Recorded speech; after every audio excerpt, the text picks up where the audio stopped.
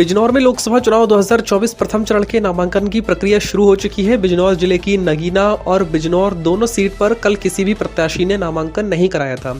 नामांकन के दूसरे दिन आज आजाद समाज पार्टी के अध्यक्ष चंद्रशेखर आजाद अपने समर्थकों के साथ नगीना लोकसभा सीट से नामजदगी कराने के लिए पहुंचे, लेकिन समय पूरा होने के चलते चंद्रशेखर आजाद की नामजदगी नहीं हो सकी।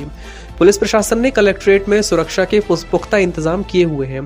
दरअसल लोकसभा चुनाव 2024 की प्रक्रिया शुरू हो चुकी है। बिजनौर जिले की बिजनौर सीट व नगीना लोकसभा सीट पर 19 अप्रैल को मतदान किया जाएगा, जिसके प्रत्याशियों के नामांकन की प्रक्रिया कल 20 मार्च से शुरू हो गई है। कलेक्ट्रेट परिसर में जिलाधिकारी न्यायालय में नगीना लोकसभा के नामांकन दाखिल किए जाएंगे, जबकि एडीएम प्रशासन की कोर्ट में बिजनौर लोकसभा सीट के प्रत्याशियों के नामांकन दाखिल नहीं किए जाएंगे। नामांकन के पहले दिन कल किसी भी प्रत्याशी ने अपनी नामजदगी नहीं कराई थी। आज नामांकन के दूसरे दिन आजाद समाज पार्टी के अध्यक्ष चंद्रशेखर आजाद नगीना सुरक्षित सीट से नामजदगी कराने के लिए अपने समर्थकों के साथ नुमाइश मैदान पहुंचे।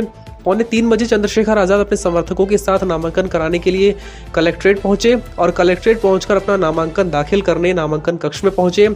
नामांकन का टाइम 3 बजे तक होने के चलते टाइम पूरा हो चुका था, इसलिए चंद्रशेखर आजाद को बिना नामांकन करे ही वापस बेरंग लौटना पड़ा। इस दौरान चंद्रशेखर ने मीडिया से बात करते हुए कहा कि वह चुनाव के बिजी शेड्यूल में कई कार्यक्रमों के बीच नामजदगी कराने आए हैं। इस दौरान चंद्रशेखर ने भाजपा को आड़े हाथों लेते हुए जमकर निशाना साधा। चंद्रशेखर ने कहा कि मेरे प्रति लोगों में उत्साह का माहौल है, मेरा किसी से कोई मुकाबला नहीं है, मुझे जनता का भरपूर समर्थन मिल रहा है। अब तो लोगों ने जिन्हें वोट दिया है वह ढूंढे नहीं मिल रहे हैं। चंद्रशेखर एक ऐसा व्यक्ति है जो बिना बुलाए लोगों की मदद करने पहुंचता है। गठबंधन के सवाल पर चंद्रशेखर ने कहा कि मुझे कोई धोखा नहीं मिला है, मैं राजनीति में इसे धोखा नहीं मानता हूं। उन्होंने जो निर्णय लिया होगा अपनी पार्टी के बारे में अच्छा सोच कर लिया होगा। गठबंधन के सवाल पर बोले कि जनता से गठबंधन हो गया है, वोट तो जनता को ही देना है। नामांकन के सवाल पर चंद्रशेखर आजाद ने कहा कि पहले तो उन्हें अंदर जाने दिया गया कि नामांकन हो जाएगा, उसके बाद अंदर जाकर पता चला कि टाइम पूरा हो चुका है। मुझे तो यह भी डर है कि सरकार के लोग यहाँ के प्रशासन को दबाव में लेकर मेरा पर्चा ही कैंसिल करा दें। वकील हूँ, सारी चीज़ों पर निगरानी रख रहा हूँ, अगर कोई छेड़खानी होगी तो उसका मुंह तोड़ जवाब देने का काम करेंगे। नगीना की जनता जो है उसने लड़ने वाले लोगों को मौका दिया। इस जनता ने जिनको मौका दिया वो प्रदेश में मुख्यमंत्री और सेंट्रल मिनिस्टर भी बने। जनता ने तो सबकी मदद की, लेकिन जनता की मदद किसने नहीं की। आज भी आप क्षेत्र में जाकर देखो, इतने बुरे हाल हैं, जनता परेशान है। आप कोई गांव ऐसा नहीं जिसमें 70% मकान ऐसे ना हो जिन पे प्लस्तर भी ना हो। लोगों के पास रोजगार नहीं है, पढ़े लिखे नौजवान बेरोजगार घूम रहे हैं। बिजनौर एक ऐसा जिला है, देश भर में आप चले जाओ, हर शहर में आपको बिजनौर का आदमी मिलेगा, क्योंकि यहाँ रोजगार की उपयुक्त व्यवस्था नहीं है। घर चलाने के लिए छोटे मोटे रोजगार मेहनत मजदूरी करनी पड़ती है। सरकार की योजनाओं का जो लाभ है वो भी पात्र व्यक्तियों तक नहीं पहुँच रहा, क्योंकि सरकार में बैठे लोग नाइंसाफ़ी कर रहे हैं। तो नगीना में बहुत सारी समस्या उनके पे काम होना चाहिए, इसलिए हम लोग यहाँ नगीना से मैदान में हैं कि नगीना की समस्याओं को राष्ट्रीय पटल पे उठा के और जो अधिकार नगीना के लोगों का बैठता है उसको दिलाने का काम किया जाए। क्या मुख्य मुद्दे हैं चुनाव में आपके? देखिए, सबसे पहले तो सबसे ज़रूरी यहाँ ये है कि इस जिले में एक एम्स जैसा बड़ा हॉस्पिटल बनना चाहिए, जहाँ गरीब लोग भी अपने परिवारों का आसानी से इलाज करा दें। और नौजवानों की जो सबसे बड़ी समस्या है रोजगार की, मेरा ये मानना है कि जिस तरह से हरिद्वार में और भगवानपुर में इंडस्ट्रियल एरिया लग के लाखों नौजवानों को रोजगार मिल रहा है, ऐसी रोजगार की व्यवस्था भी यहाँ पर होनी चाहिए। किसानों को उनकी फसल के दाम मिले, आवारा पशुओं से किसानों को निजात मिले, और कुटीर उद्योग लग के महिलाओं को, बहनों को घर में रोजगार मिले। अच्छे स्कूल कॉलेज यूनिवर्सिटियाँ बने जिससे कि बेटियों को भी पढ़ने के लिए आसान हो। तमाम तरह की वो बुनियादी ज़रूरतें जो उनको मिलनी चाहिए, सड़कें, पानी, बिजली, उस पर काम हो।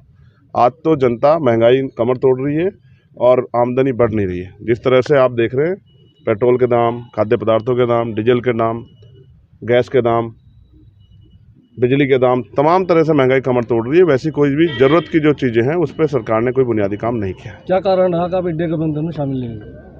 भाई ये मेरे मन में तो, मेरी उसमें हाथ में तो नहीं था। मैंने तो सबसे कहा था भाई कि आप लोग मिलकर लड़ेंगे, भाजपा को रोक देंगे, और जो हमने देश भर में संघर्ष करके होते हैं, हम तो कुर्बानी देने के लिए तैयार थे कि हम बहुत सारी सीटें लड़के नगीना में फोकस करके, और जो आज देश बचाने की लड़ाई चल रही है उसमें सब लोगों का साथ देंगे।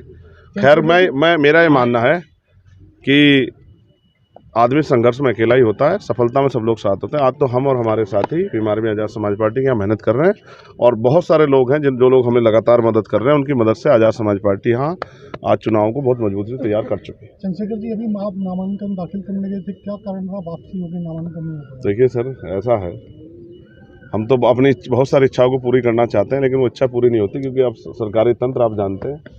तो पहले उन्होंने कहा कि हो जाएगा, बाद में उन्होंने कहा कि आज नहीं होगा, तो हम तो अब चुपचाप क्या जो है बताया गया आपको इससे? कुछ नहीं, उन्होंने कहा समय पूरा हो गया। हमें ये हमारे लोग, हम लोगों के साथ तो ये इस तरह के जो खेल हैं बहुत दिनों से चल रहे हैं। मुझे तो ये भी डर है कि ऐसा ना हो कि सरकार के लोग जो हैं यहाँ के प्रशासन को दबाव में लेके मेरा पर्चा कैंसिल करा दें। इस तरह की स्थिति पैदा हो सकती है। वैसे मैं वकील हूँ और सारी चीज़ों को निगरानी रख रहा हूँ। अगर कोई भी छिड़कानी होगी तो उसका मुंह तोड़ जवाब देने का हम काम करेंगे। मैं बस आपको आखिरी शब्दों में कहना चाहता हूँ कि यहाँ का जो इस क्षेत्र के जो कमज़ोर वर्ग के लोग हैं उन पर किसी भी तरह के जुर्म जाति अन्याय हम होने नहीं देंगे, और जो धर्म और जाति के आधार पर अन्याय हो रहा है उसको राष्ट्रीय स्तर पर उसकी मुखालफत करके लोगों को एकजुट करने का काम करेंगे, भाईचारा बनाने का काम करेंगे। आज देश के संविधान खतरा है, ऐसे खतरे को से जनता में जो भय है उस भय से निकालने के लिए विश्वास पैदा करने का काम आज़ाद समाज पार्टी भीम आर्मी करेगी।